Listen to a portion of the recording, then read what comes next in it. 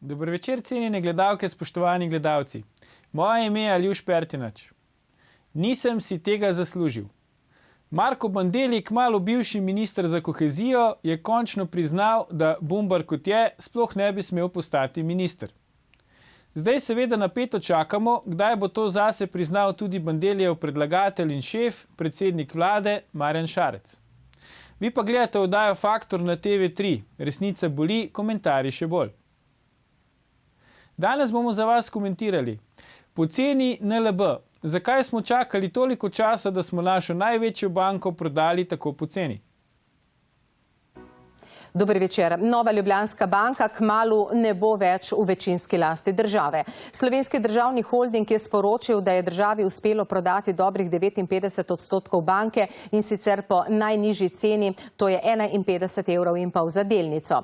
V državni proračun bo tako priteklo 609 milijonov evrov. To je daleč od zneska, ki smo ga vložili v NLB ob dokapitalizaciji leta 2013. Mali vlagatelji so po neuradnih podatkih kupili le 4% delnic, med večjimi vlagatelji pa je menda spet tudi Evropska banka za obnovo in razvoj. Državni proračun bo prejel najmanj 609 milijonov evrov za 59,1% NLB-ja. V primeru prodaje dodatnih 6%, torej skupaj 65%, kolikor bi jih lahko skladi vpisali do srede 14. novembra, pa bi kupnina lahko narasla na 669 milijonov evrov. Pa je šla. Država je prodala dobrih 59% naše največje banke.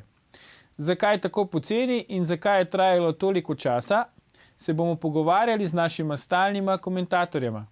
Magistrom Bernardom Bršičem in Markom Pavlišičem. Dobrodošla. Dober večer. Dober večer. Zdaj moram povedati gledalkam in gledalcem, Marko, ker je bilo v prispevku omenjeno mali vlagatelji, ti si eden izmed teh malih vlagateljev, ki je kupil delnice NLB-ja. Ja, jaz sem rekel, da če ves čas, zagovarjam privatizacijo, potem bom dal tudi denar tam, kamor govorim in sem se odločil, da sodelujem pri nakupu. Upam, da se bo sicer končalo malo boljše kot z NKBM, kjer sem tudi sodeloval in sem na koncu uspešno bil izbrisan. Zdaj upam, da tokrat bo malenkost drugače, ampak tudi če ne bo konec koncev, privatizirati treba, vesel sem tega in če je to moj prispevek, je še najmanj, kar sem lahko naredil s tem. Zdaj nas nisi pomiril s tem, ko si povedal, da si tudi pri NKBM sodeloval pri privatizaciji, ki tam se ni naravno najboljše razpletlo. Zakaj si zdaj bolj optimističen, recimo? Sej ne vem, če sem res optimističen glede tega, ampak če sem že ves čas zagovarjal privatizacijo, se mi zdelo prav, da dam še z denarjem to podkrepim. A pa te ni Luka Mesec prepričal, ko je rekel, dajmo odkupiti sami banko? Si ti to, ni bilo to odločilno? Ko je Luka Mesec to izjavo, sem se malo vprašal, če res želim slediti nečemu, kar bi se lahko razumelo kot njegov nasvet, ampak mislim, da potem je človek, da on ni prešel od besed k dejanjem, tako da nimam nobene slabe vesti zaradi tega. Ja, se kot vemo, on tudi prihrankov nima, tako da bi težko jih namenil za nakup delnic. Ampak Bernard, zdaj tako ta prodaja, recimo prispevek na nacionalni televiziji je bil dosti tako decidiran, nismo več največji lastniki in tako naprej, ampak hecno je, da država ostaja največji posamični lastnik NLB-ja, in tudi statut banke določa, da nihče ne sme biti večji posamični lastnik. A smo pol sploh prodali banko ali nismo prodali? Večina je prodana. Strinjam se, da človeka morajo prevevati mešani občutki, na eni strani veselje ob sami prodaji, vendar dejstvo, da država ostaja četrtinski lastnik in da je po drugi strani ostalo lastništvo izjemno razpršeno, dejstvo, da je izplen katastrofalno slab, da praktično ni bila dosežena niti dve tretjine knjigovodske vrednosti, da se je v enem letu zaradi odlašanja Cerarjeve vlade izgubilo najmanj pol milijarde evrov, je seveda znak za veliko zaskrbljenost, ampak po drugi strani sem pa vesel, ker gre za, ne za banko, ampak za kriminalno družbo, ki je slovenske davkoplačevalce do sedaj stala od leta 1992, od prve sanacije do 2013, druge sanacije za cirka 4 milijarde evrov in da upam, slovenski davkoplačevalci vsled tega večinskega zasebnega lastništva ne bodo več pozvani k dokapitalizacijah. Vkolikor je to, da je izplen samo 600 oziroma 669 milijonov, če bo prodanih 65%, je to dober dan za Slovenijo, ampak kot rečeno, možni so tudi drugačni scenariji.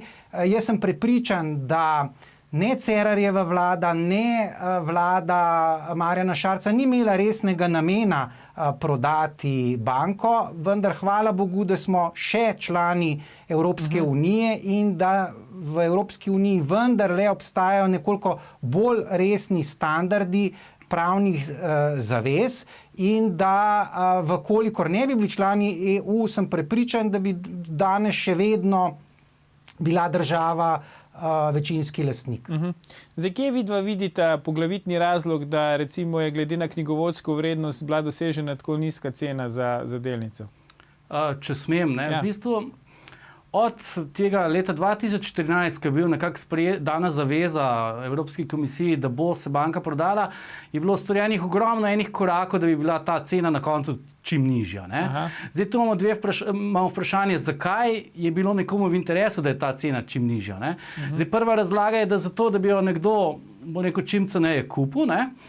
Druga razlaga pa je, da bi pod krinko prenizke cene jo morda ne bili prisiljeni prodati, da bi Evropska komisija bila bolj popustljiva in bi nekako dovolila, da ostane v državnih lasti. In zdaj, kateri so bili te koraki, ki so bili storjeni, da je bila končna cena v bistvu čim nižja. Ne? Že to, da se je odločilo za razpršeno lastništvo, se pravi za IPO ponudbo, pomeni, da se odrekamo neki prevzemni premiji, ki sicer pri takih poslih vedno prisotna. To je prva zadeva. Oprostite, tukaj samo malo stavim, Marko. Zakaj po tvoje recimo se je šlo v ta model initial public offering, se pravi, da se ni iskalo enega strateškega lastnika, ampak se je delnico praktično prosto ponudilo na trgu? Prvo, že omenjeno, da bo končna cena čim nižja in morda zaradi tega ne bo potrebno sploh prodati.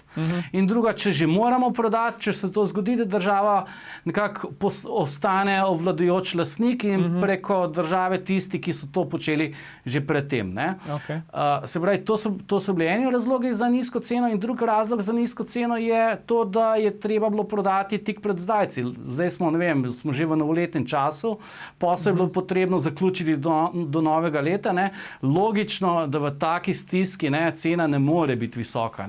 Če bi se s tem ukvarjali 2 leti nazaj, bi bila višja, morda tudi 1 leto nazaj bi bila bistveno višja.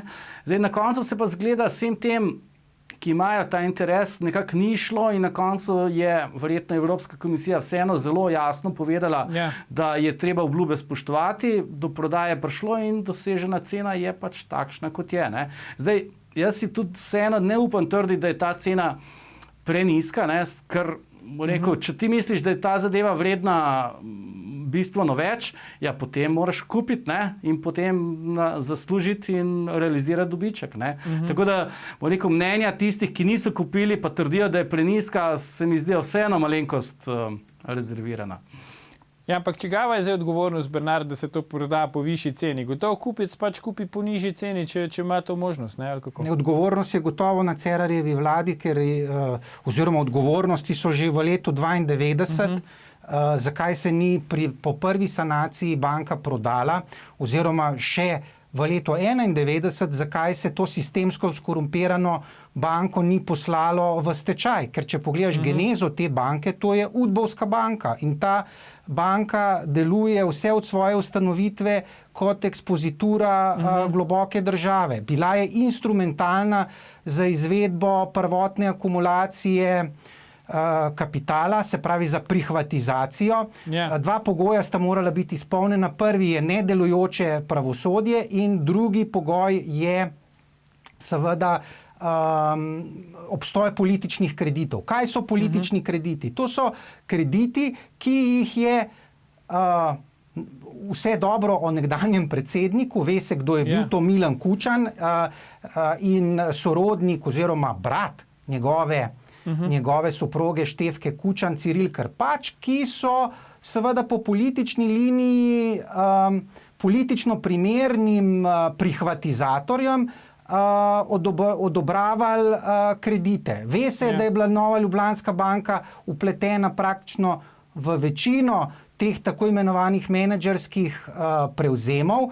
Spomni se Bineta Kordeža in njegovega umovanja, kako da pravzaprav oni sploh niso imeli namena vrniti glavnice, da je bil cel model menedžerskega prevzema Merkurja utemeljen na temu, da praktično glavnico pošleš ad infinitum v neplačilo, samo servisiraš obresti. Skratka, s tem slovenskim bančništvom je nekaj radikalno narobe, zaradi tega, ker te bankirji, v narekovajih banksterji, praktično ne razumejo ali pa nočejo razumeti, da vloge bank ni zagotavljanje trajnega kapitala, ampak da je namen kreditov, da se vrnejo.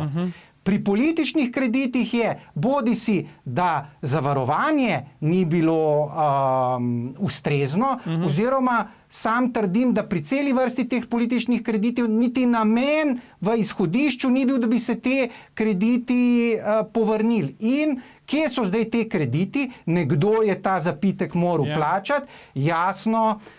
Slovenski davkoplačevalci preko Agencije za sanacijo bank v letu 1991, preko Družbe za upravljanje terjatev bank v letu 2013. In poglej, Aljuš, zdaj smo leta 2018, 5 let ta DUTB deluje, v neki normalni bančni sanaciji bi bilo trajanje te institucije maksimalno 24 mesecev, zdaj ta banka na veliko zaposluje, ima nepotrebne poslovne stroške, skratka, ustvaril se je en behemot, ki seveda je vir cele vrste korupcijskih tveganj. A je po vajinem mnenju, se pravi, ta vloga NLB-ja, ta funkcija kot bankomata oziroma pralnice denarja za vladajoče elite tranzicijske levice, je to tista vloga, tista funkcija, ki zdaj s to prodajo tega večinskega deleža banke se končuje na nek način? Ali se bo to še naprej lahko vršilo, dokler bo država še pač lastnica četrtine banke? Zdaj, jaz ti bi rad to potrdil, pa v bistvu ne morem. Ne, sprašujem te, rad bi, pa ne moreš. Ja, rad bi, pa ne morem. A boš zdaj ti začel kot mali lastnik to uporabljati kot bankomat? Se ne dajaš, Marko, da boš lažje prišel do kreditov? Ali kje se bo zdaj poznalo to tvoje lastništvo? Ali je to čist kapitalska naložba? To ni niti eno, niti drugo. To je v bistvu zgolj sodelovanje in nekako izražanje veselja, da se ta zadeva končno prodala. Ne računam, da bi imel kakršnokoli vlogo pri tem, ali pa da bi lahko kot mali delničar na skupščini postavil kakšno vprašanje glede tega. Rad bi verjel, da se je ta zadeva zaključila. Veliko bo to odvisno od ostalih lastnikov, sploh tistih večjih, ali so šli resno v ta posel in bojo pač imeli pod nadzorom, kaj se dogaja v banki. Pa so to vprosti neki lastniki, ki zbujajo zaupanje, ali so bolj taki lastniki, da ne vemo točno, kakšni so? Zdaj, čeprav vem, je največji posamični lastnik poleg države EBRD. EBRD je že nekoč bil lastnik te banke in od takrat ni videti, da bi dobro upravljal svoje delo. Zdaj, drugi največji lastnik je nek ameriški sklad, ki se ukvarja z tovrstnimi naložbami. Zdaj tam lahko za sabo razne zanimive zgodbe. Dejansko ne vemo, kakšnega porekla je, za ostale pa ne vem, kakšni so. Tako da to bo v bistvu čas pokazal, kako se bo ta zadeva razvijala. Kaj ti praviš, Bernard, so časi bankomata mimo ali se bo to še vleklo nekaj časa? Bojim se, da še ne dokončno, da dokler bo država tudi 25-odstotni lastnik in glede na statut največji lastnik, so potenciali za zlorabo, kot je bil recimo pranje iranskega denarja, tudi nadaljna pojavnost teh političnih kreditov, o katerih sem govoril, še vedno mogoča, gotovo, vendar otežena. Zakaj? Zaradi tega, ker vendarle se je entropija v lastništvu zdaj povečala, se pravi, interesi tukaj bodo različni. Zelo zanimiva bo imenovanje novega nadzornega sveta, kjer se bo že izkristaliziralo, kdo in kaj bo igralec v banki. Gotovo bi si človek želel, da država izgine iz državnega lastništva dokončno. Sam, kot rečeno, bi pa glede na skorumpiranost te banke si želel, da bi modrost leta 1991 bila takšna, da bi ugotovili, da je ta banka onstran popravila in da mafijske, udbovske banke, da je edini njen prostor ne likvidacija, ampak stečaj. Ja, to je zdaj sicer že prepozno, ampak mi nadaljujemo po oglasih, se vrnemo po krajšem premoru, ko nadaljujemo s komentiranjem prodaje NLB. Ostanite.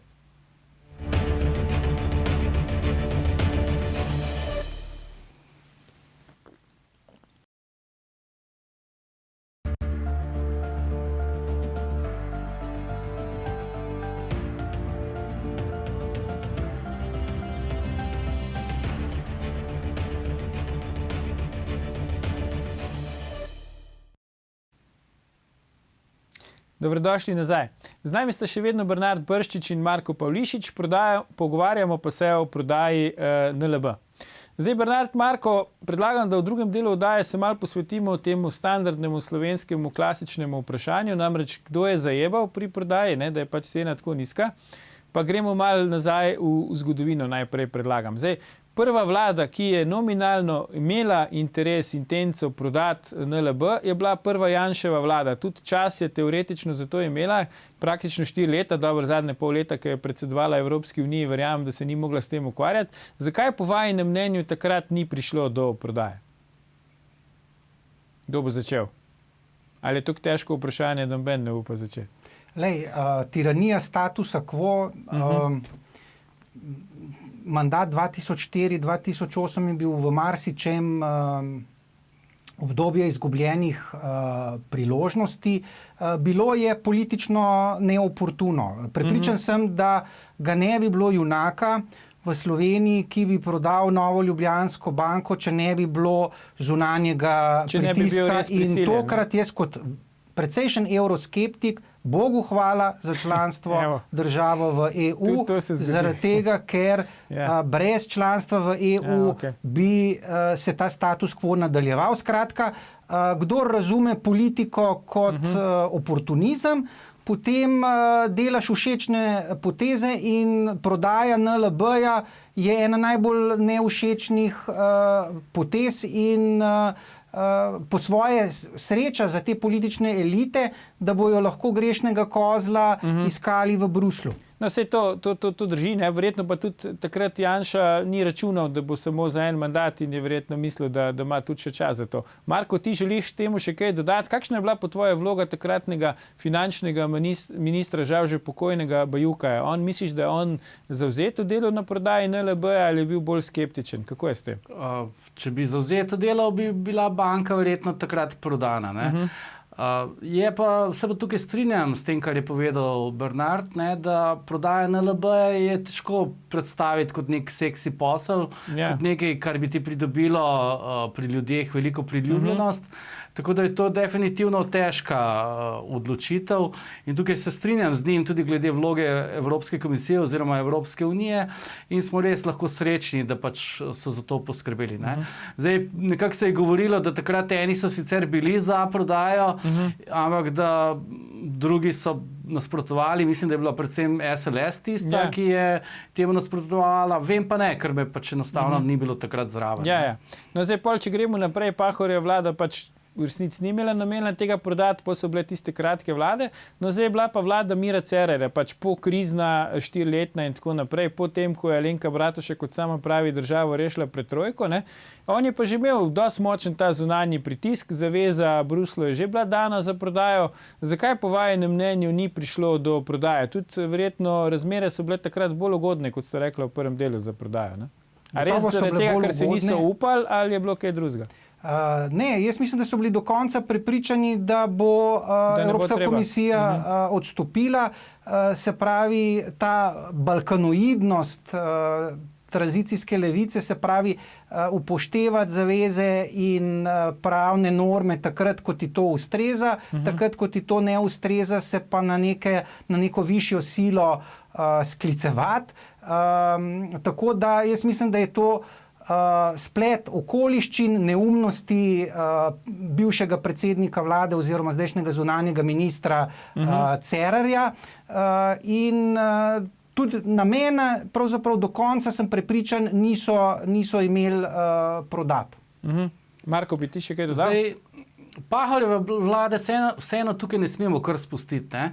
V času Pahorjeve vlade se je prvič pokazalo, da ima ta banka resne probleme in namesto, da bi takrat šli reševati te resne probleme ali pa celo poiskati nekega strateškega investitorja, ki bi pomagal to rešiti brez denarja davkoplačevalcev, je minister Križanič v banko vložil, mislim, da milijardo pa pol depozitov in s tem zagotovil ustrezno likvidnost in banka je potem lahko poslovala mirno naprej. Ne? Če tega takrat ne bi naredil, bi bilo potrebno ta problem začeti reševati že bistveno prej in bistveno prejšnje reševanje bi pomenilo tudi nižjo ceno za davkoplačevalce in nenazadnje tudi končni boljši rezultat za davkoplačevalce pri sami prodaji.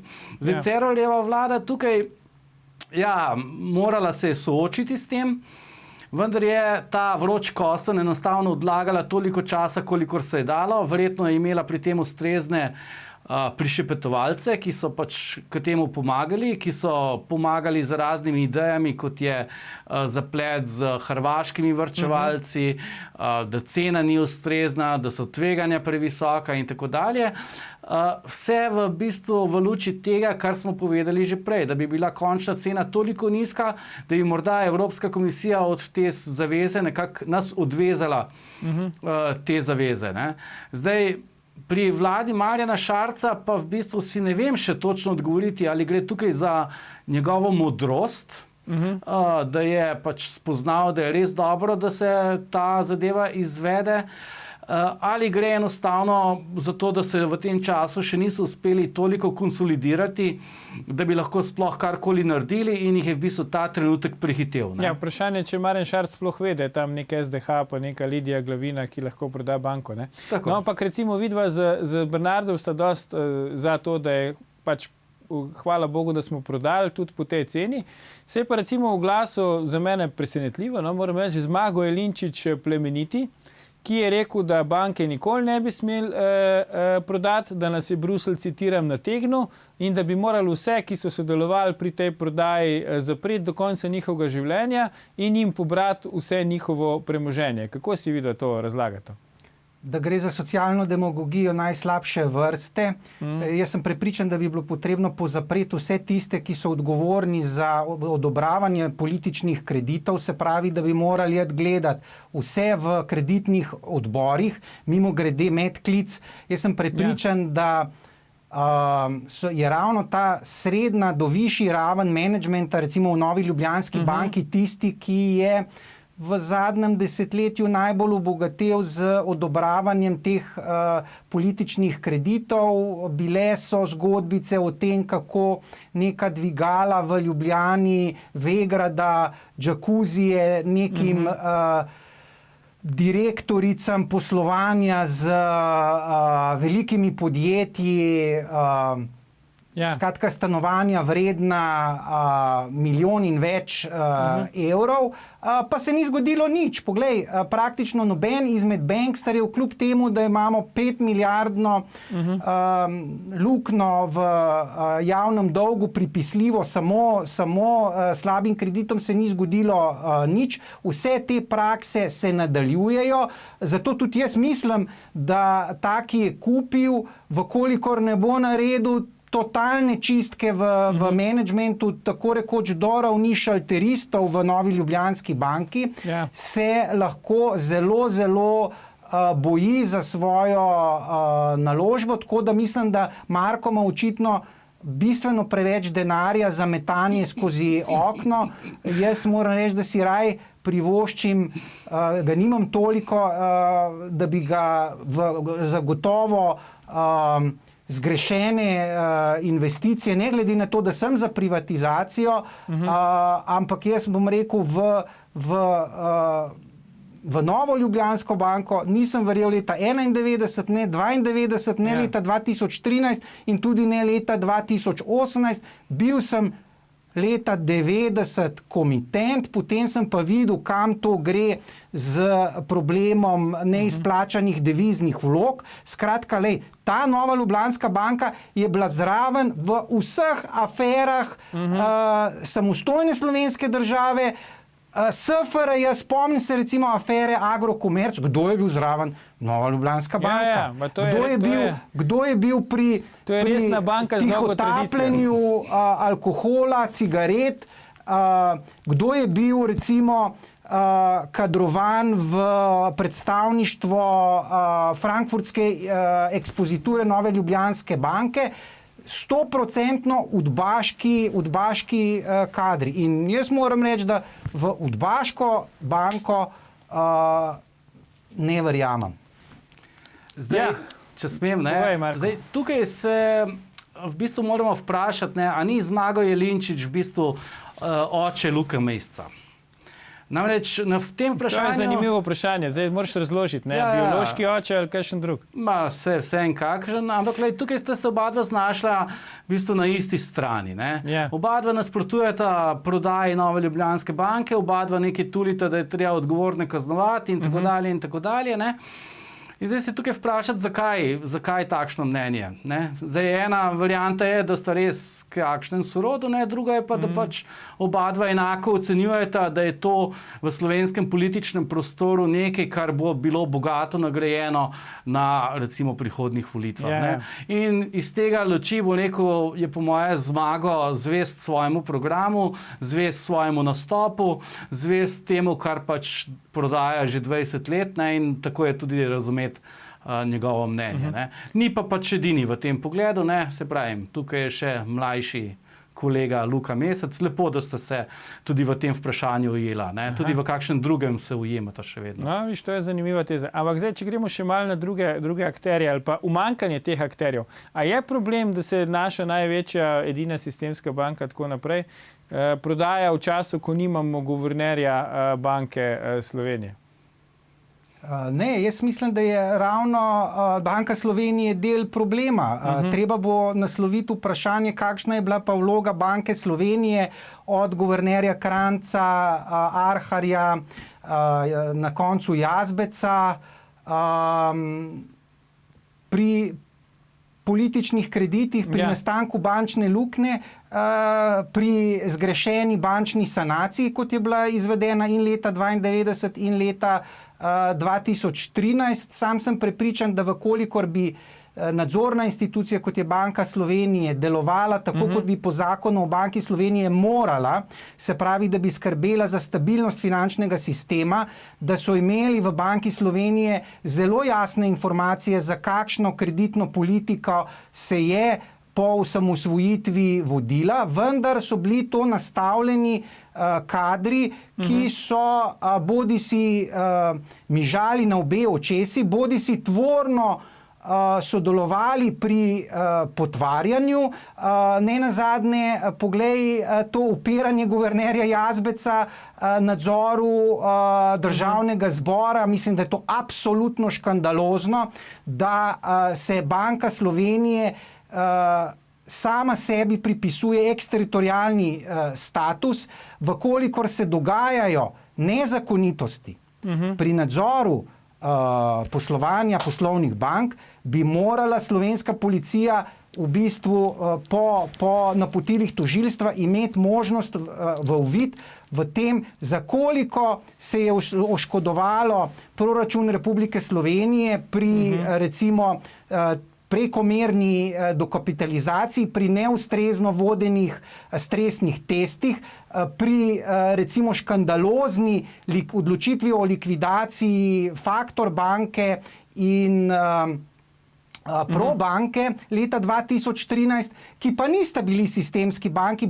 ki sta skupaj imeli 1,24% tržnega deleža, vendar sta seveda bili ključni banki pri financiranju kroga Foruma 21, tako kot Nova Ljubljanska banka. Skratka, ta interregnum znotraj Banke Slovenije mislim, da je irelevanten, ni pa irelevantno, kdo bo novi guverner, se pravi, ali so to ljudje, ki so kontaminirani, ki imajo umazane roke z sodelovanjem v nadzornih svetih recimo Nove Ljubljanske banke za udeležbo, kjer bi recimo to politiko bivšega guvernerja Jazbeca nadaljevali. Se vemo, kdo sta zdaj glavna kandidata. Ta klika, jaz moram reči, da sem popolnoma v supu, kdo... Ampak interesi so popolnoma jasni. Bodimo konkretni, Bernard. Vsi vemo, kdo sta zdaj glavna kandidata za guvernerja. Na eni strani pač imamo tudi fotografijo Igor Masten pa Jože Damjan.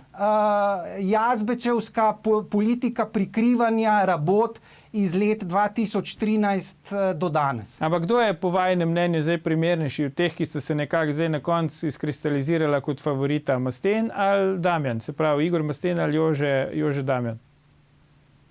Moj odgovor je Boštjan Vasle, zaradi tega, ker ni vpleten v te zgodbe. Marko? Zdaj, med temi tremi bi tudi jaz se odločil za istega gospoda. Čeprav nima recimo praktičnih izkušenj, iz bančništva. Ampak dajmo biti nekaj tukaj realni. Slovenija je suverenost na tem področju v bistvu že izgubila. Pomen Banke Slovenije z prodajo NLB se je še bistveno zmanjšal. Počasi ta guvernerski stolček postaja zgolj en udoben fotelj, na katerega pa se bo nekdo zavihtel in pač vlekel relativno dobro plačo. Strinjam se tukaj z Bernardom, da bo lahko, mislim, da od njega bo odvisno, ali bo NLB še vedno naprej delovala na udbovski način bolj ali morda manj. Tukaj se pravi, čist vloge ne moramo tukaj v celoti je ne bo v celoti izgubila, ampak ta vloga dejansko se vsakim dnem oziroma vsakim letom manjša. Tudi NKBM recimo več ni v državni lasti in tako dalje. Tako da ta vprašanje, kdo bo guverner, postaja čedalje manj pomembno. Vsekakor bi bilo pa dobro, da na to mesto pride nekdo, ki je neobremenjen, da se dejansko enkrat za vselej odgovori na vprašanje, ali je bila ta sanacija leta 2013 izvedena pošteno, ali so bili tam, bo rekel, kakšni drugi interesi še v ozadju in kolikšni so bili, da to zadevo enkrat zaključimo, da se bomo čez 40 let tukaj vsi betežni še vedno spraševali okoli tega, ali je bilo prav, da se tisto zgodilo, ali ni bilo prav, ali je bila cena res preniska, ali je lahko bila visoka. Pač zgodbe je treba zapirati, da gre lahko država naprej. Zdaj, kdo bo guverner, ne vemo, a bo zaprl zgodbo, tudi ne vemo, ampak mi bomo končali današnjo oddajo ne takoj po oglasih, zato ne odhajajte, ker se vrnemo v kratkem in podamo zaključne misli.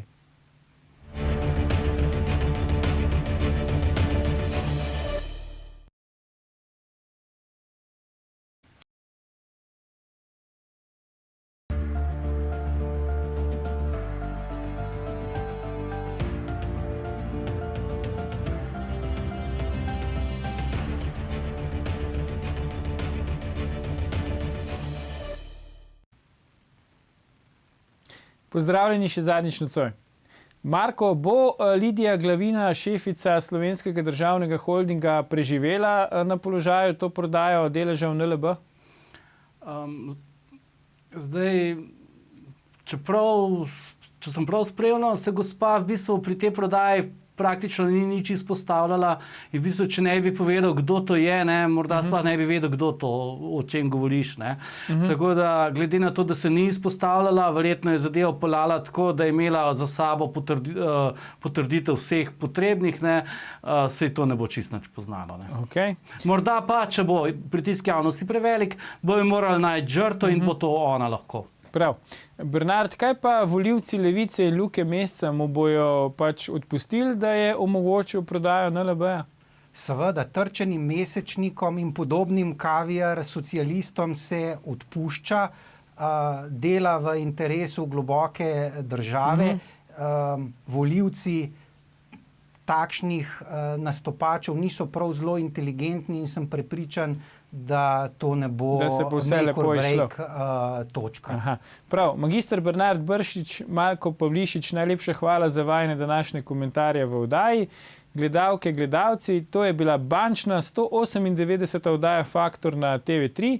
Spremljate nas tudi jutri, ko bomo komentirali primer Radan in zakaj bi policija rada zasliševala osumljence brez odvetnikov. Predvsem pa ne pozabite, ni vseeno, kdo kaj reče.